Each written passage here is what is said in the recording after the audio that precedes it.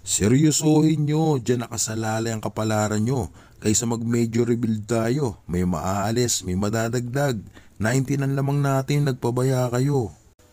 Boss, baka naman mapagbigyan ako. Isa pang big man nakasabay ni Junmar sa loob. Kasi Hinebra na napunta si Troy. Sa Hinebra gusto ni Troy, may Totoy Muala ka na, Bronjal. Pansinin mo pag pinagsasabay mo si Mo at Junmar, maganda naman ang outcome. May time pa last conference, nakahabol kayo sa lamang ng kalaban. Nang pinagsabay mo sila, tapos nung nakatabla na kayo, inilabas mo si Mo. Tapos pinasok mo na yung mga favorite mo, ayun nagkanya-kanya. Pag malas, ilabas mo, hindi yung pagswerte ay ang ilalabas mo. Gamitin din ng mga player na lumalaban at match up sa bantay. Ikaw ang coach, dapat alam mo na yan. Nakakagalin ka naman eh. Ang dami na natin tinapon at sinayang na talented na player. Ayusin na natin, napapaisip tuloy ako kung sino ang problema. Yung mga inalis natin o ikaw. Huwag mo hayaan mga player mo na sila ang nasusunod. Kahit lamang tayo, parang tayo ang naghahabol. Mga nagmamadaling makatira, ubos oras din. Huwag magpakitaan ng gilas, hindi gilas Pilipinas ang SMB.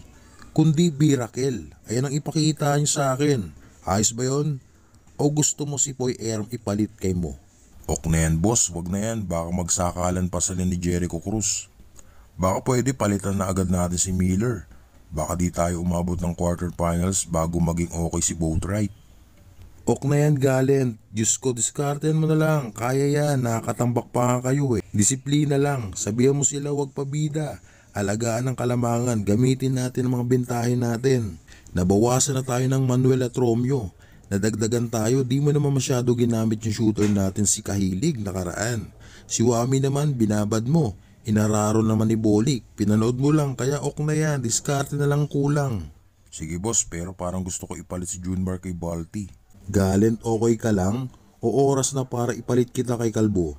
Sige, pag tinalo kayo ng Rain or Shine mamaya, pag-usapan natin.